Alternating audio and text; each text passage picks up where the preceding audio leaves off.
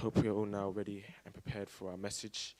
And our message giver is none other than a young one in the Central London community, is Aryan Rai. So please welcome up Aryan Rai to the stage.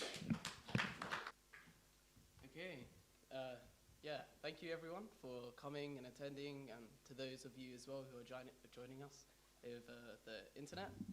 I'd just like to start off by introducing myself. So, as you heard from Kieran, our lovely MC, my name is Aryan Rai, and I'm 18 years old. And I've been part of this community for pretty much my whole life. Having said that, I haven't been in LG for about 6 months now, so it's great to be back. And hopefully soon we'll be by everybody back here, and I think we'll have plans for that revealed soon, how we're gradually going to try to make that happen. But yeah, now it's time to get to the topic of today's talk. So you can see here behind that the title today is Motivation, How Your Attitude Determines the Outcome. So for me, motivation's a funny thing because it's really easy to have motivation in a moment. You have motivation when you think of something, you think, oh, this is great, but it's very easy to just lose that like that. It's hard to maintain that, and what I want to talk to you today is about how to maintain motivation, how to not lose it. So, yeah, I think even this morning I was struggling to motivate myself. I'm no master at it, but I'm just getting better. I finished preparing this sermon around 2:30 in the morning, so I already had to motivate myself just to get up in the morning. It was quite difficult, but I had something to do today. I needed to prepare myself, look smart for you guys. And so, yeah, I just needed to overcome that laziness and get ready. But yeah, like I mentioned, I wasn't here since January, and that's because I was on a gap year program, which is unfortunately cut short in March when the lockdown started. But when I was on this program, which is called SDF, we would do fundraising, witnessing, and service projects. And we would often be split up into teams. And every day you would try to motivate yourself. We'd have a daily morning routine. So your team leader would, as Kieran knows, and my sister having done SDF, your team leader gives you a daily goal every day. And then from that, you also want to come up with your own daily goal. Every day you're striving to achieve something, and by having that in mind throughout the day, you want to motivate yourself to do a good job of whatever you're doing that day, whether that's fundraising or witnessing. You just want to keep that in mind. But in reality, it's very easy to forget. You can be walking around for a few hours in some village, and you just focus on the task you're doing, or maybe your mind wanders and you've forgotten, why am I doing this today? Why am I here? Do I even want to be here? And you can lose that motivation quite easily. But one thing that we would do in the morning is Hunduke, and that's gathering for reading and learning. And from this, I would try to gain my motivation. I would look for something in the text, and I'd want to make my daily goal based on that, something that I learned in the morning. So this habit of doing Hunduke is something that I've continued to do now with some members from SDF. And it's a really good way to start my day, just to hear some wisdom, learn some things, and try to think about them throughout the day. So something quite interesting actually happened during one of these Hinduke sessions just last week. My dad asked me to give the sermon on Thursday night, and I was thinking, okay, if he's asking me at this point, there must be no one at the moment who's said yes, and if it goes past Thursday night, it's going to get to Friday, and then maybe it's going to get to Saturday, so who's going to give the talk? So I thought, okay, let's do it. I just need to motivate myself to give this sermon. And I went into the next day, I did this Hunduke with my friends, and it was crazy that one of the main topics of that day was how to give a sermon. And to me, it felt like confirmation that I should be preparing to give the sermon. This is the right time. It's not something that I should make excuses about and not do, but this is a sign that today, this is something that I should do. So, yeah, another thing that came from that Hunduke was that when you're giving a sermon, you should use some of your Father's words.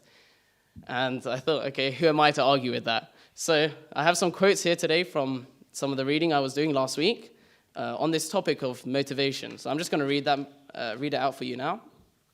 So this comes from the Chonsongyong, Book 2. The first quote is from Chapter 1. What will be at the core of history, the present era and the future? It is the true man and true woman.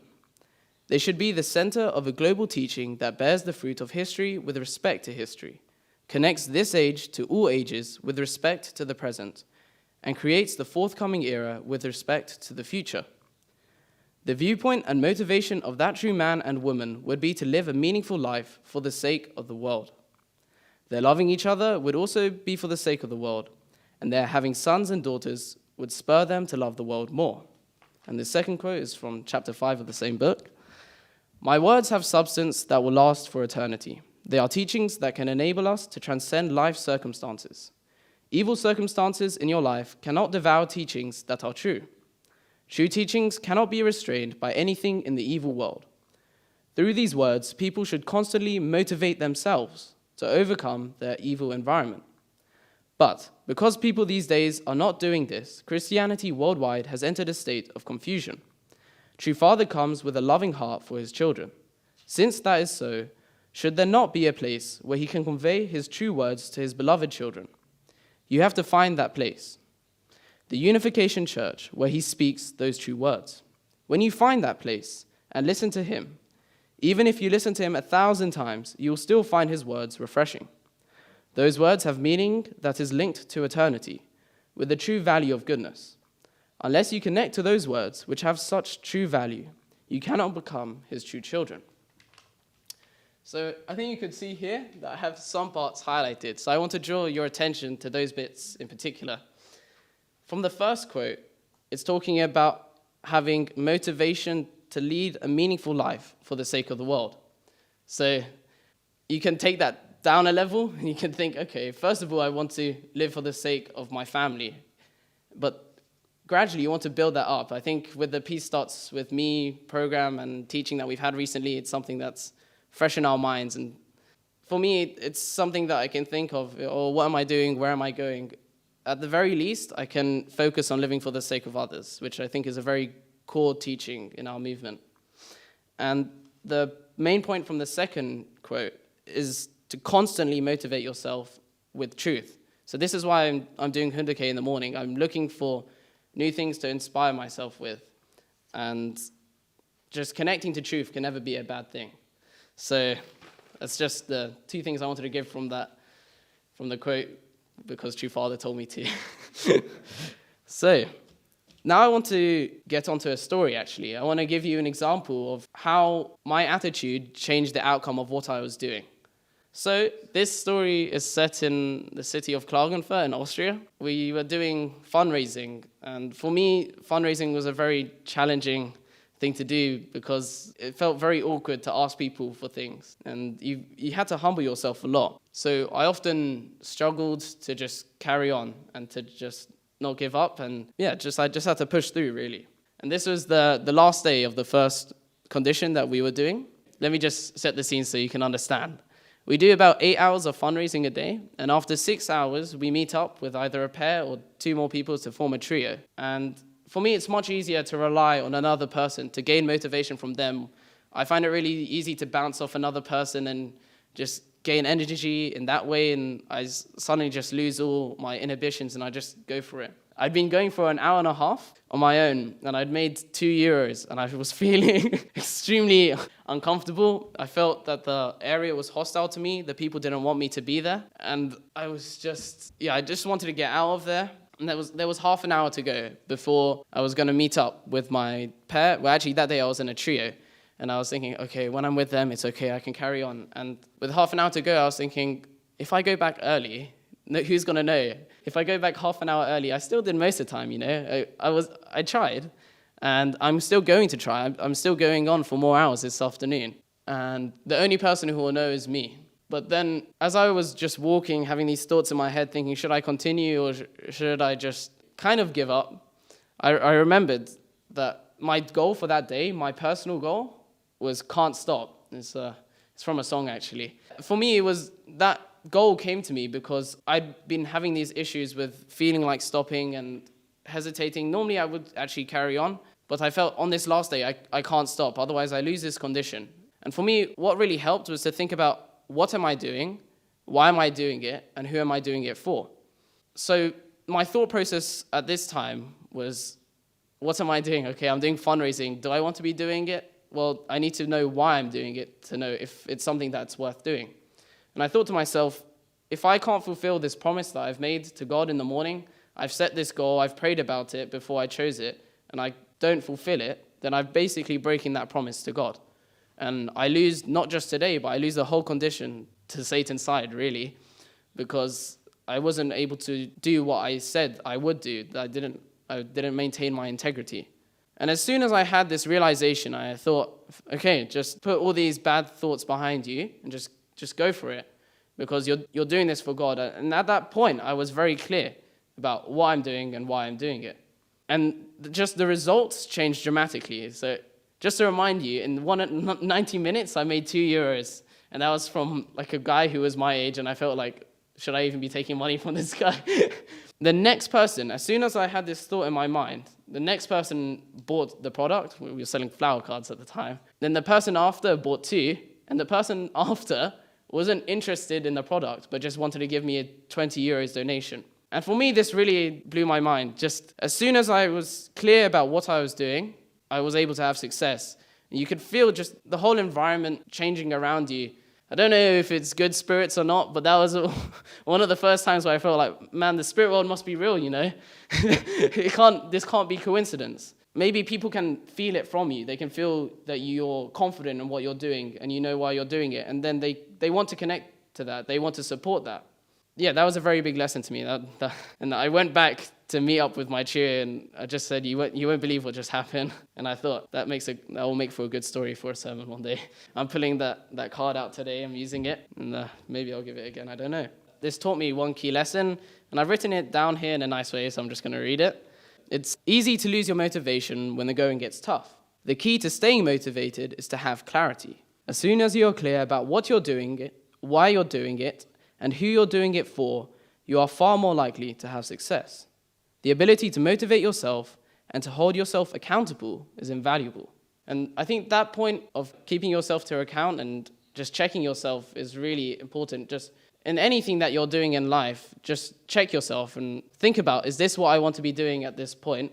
Is this the right thing to be doing?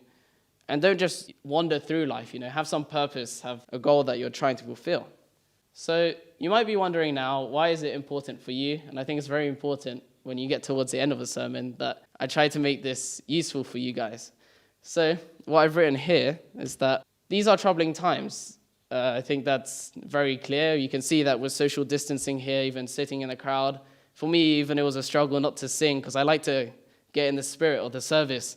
And being told you can't sing because you might spread a disease was a bit tough to swallow, but I'll just accept that. That's how it is now. But I think now we're starting to see that things are coming back to normal. Finally, we've been able to gather back here again, and I'm really happy about that. And I think that, it's time to move forward. We might have had some momentum and motivation, both as individuals and as a community as a whole, had a direction where we were heading. And that might have been put on hold or affected by this whole lockdown time. But I think it's vital that we remind ourselves now, as we have this sort of fresh start. For me, this is more of a fresh start than a new year. You get to the new year and you think, I want my new resolutions. But this is almost coming out of a shell, coming out of your home, starting again.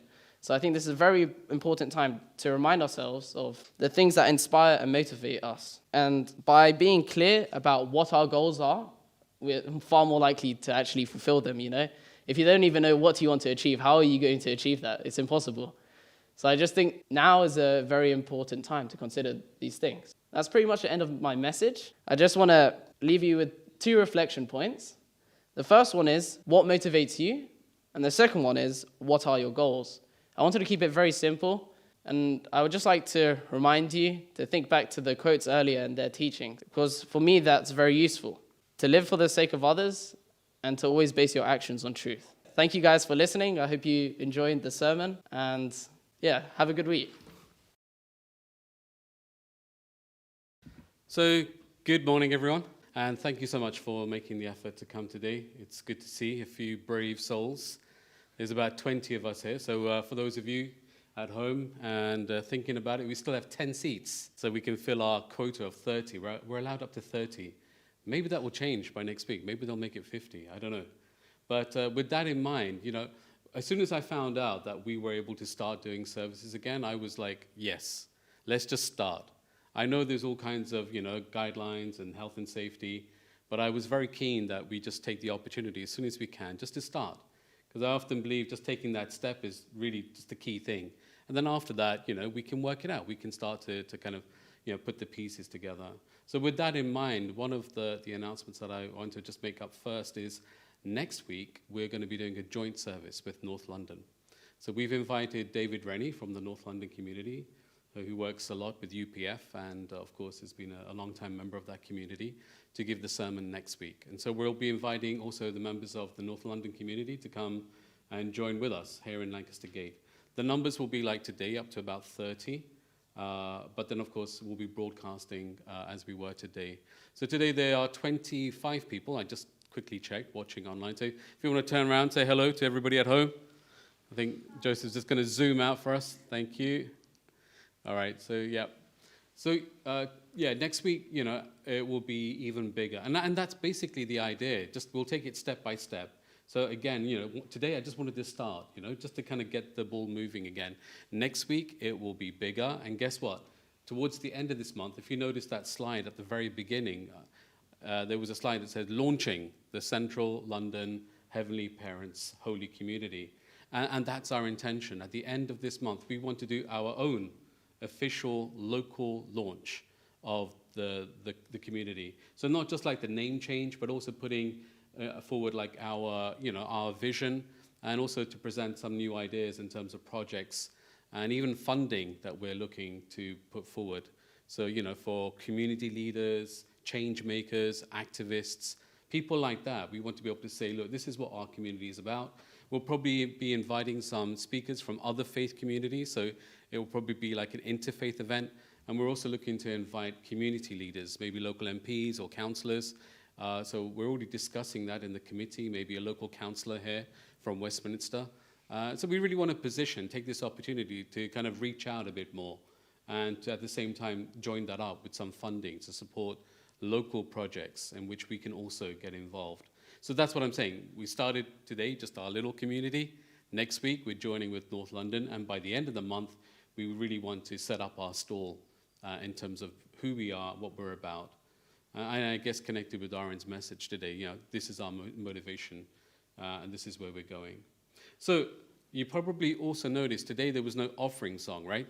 There was no offering basket. And again, I guess in light of social distancing and all of that, that was probably a good thing that, you know, we're not making that kind of interaction. But there is another way if you'd like to actually donate. Typically, we've done that obviously here in the ballroom. But if you look up on the screen, and for those at home, in this last week or so, we set up a new way of basically donating online. And you can either do this through the app. The app is actually called tithe.ly, so tithely, as in tithing. So if you go to that app or you go to the website, tithe.ly, you just have to type in Central London Heavenly Parents Holy Community.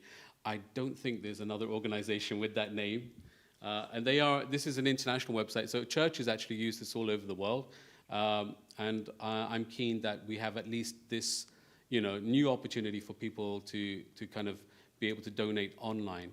If it takes up and people think this is a good thing, I can even set up text messaging. So you can just send a text message and donate, you know, £5 or something if you want to do something like that in future. But I want to start, first of all, with just the app. You can download the app. Or if you don't want to download the app, just simply go to the website tithe.ly, search for our community, and then you can see the instructions there. Also, there is a link I've sent out in the WhatsApp group, and I'll probably send that out again after today's sermon. And yeah, again, you can just click on that link, and that takes you directly to those little boxes. You know when you pay for something like your Domino's pizza, you get that little box, right? And you have to just put in your details. And there you can also just set it up. You can say, I'd like to contribute, you know, this much every week or every month, however you want to set it up, or just a one-off donation. So that's one way. And I actually, one of the questions I get asked quite often, just being the chairman, is what's our bank account? What's our bank account? And every time somebody asks me, I have to always go back and dig it up somewhere. So for today, and to make it, for those people who still, for example, today, one of our community was asking me, look, I know we've got the app, and I know I can do that online, but I prefer to use my bank just to send a direct debit. And so for people like that, we also have, of course, here it is. This is our sort code 400519 and our bank account. So again, with those details, if you prefer to do things, let's say, kind of a bit more old school, you can just do it that way as well. So if you're not, comfortable using an app, or you're a bit kind of, and you just trust your bank to do that, those are the details that you need. Okay, so again, I'll make that all available on the WhatsApp. I'll put these slides up there. So yeah, coming back to this key point, end of this month, we'll be launching the official stall for the Central London Heavenly Parents Holy Community. So with that in mind, it's my invitation to all of you to think about how you would like to invite friends, family, people that you know. Like I said, think about activists, change makers. Think about community leaders that you know, either locally or working in London, and think about how we can invite them here to start having this conversation with them. And the other thing that I'd like you to think about, and to take this time, we have about 3 weeks to give me some feedback, is what are the issues that you would like to tackle? So for example, within the committee, we started talking about issues like poverty. So when you think about London, maybe poverty is not the first thing that comes to mind, right? When you're thinking about people in the world, but actually there is a lot of poverty in London. There's so many people, even just going down my road where the food bank is, that queue for the food bank just gets longer and longer. There are issues around, communities and poverty. And even right now with COVID itself, one of the key factors in terms of demographics is, of course, we know the BEAME community, and also that also in itself being connected to issues of poverty. And so anyway, that's one avenue. Another perhaps issue we might want to look at is the issue of father figures, or rather the lack of father figures in the community. And again, maybe we want to do something about that. So I'd really like to hear from you and from everybody listening online. What are the issues that you think we should be addressing? And then again, we can invite perhaps some relevant speakers to talk about that and think about how we can actually start to address that in our community. So, as well as doing our services, we're doing these other projects and efforts. And I think there's a great opportunity for us to do that together with the likes of UPF and, of course, Women's Federation. And that's our network, so we can join the dots and start to put that together. So we're now about to have our benediction prayer given to us by our elder sister, Anne Cotter. So please invite her up for benediction prayer. Most precious Heavenly Parent, we thank you so much for this beautiful inspiration that we had from Aryan.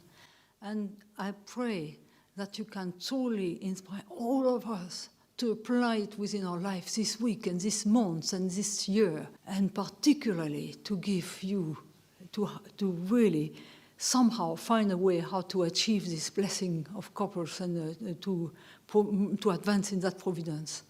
Heavenly Parent, we thank you for this service. We thank you for meeting each other for the first time after so long. We thank you for all our brothers and sisters who are here on the waves. And we thank you that you are working so hard to really inspire her to make a new start and to rise up in this circumstance to a new level that we have not known before. I thank you and I offer you this prayer and report in the name of Anne from the Cotter Bless family, owner of Choniguk. Aju.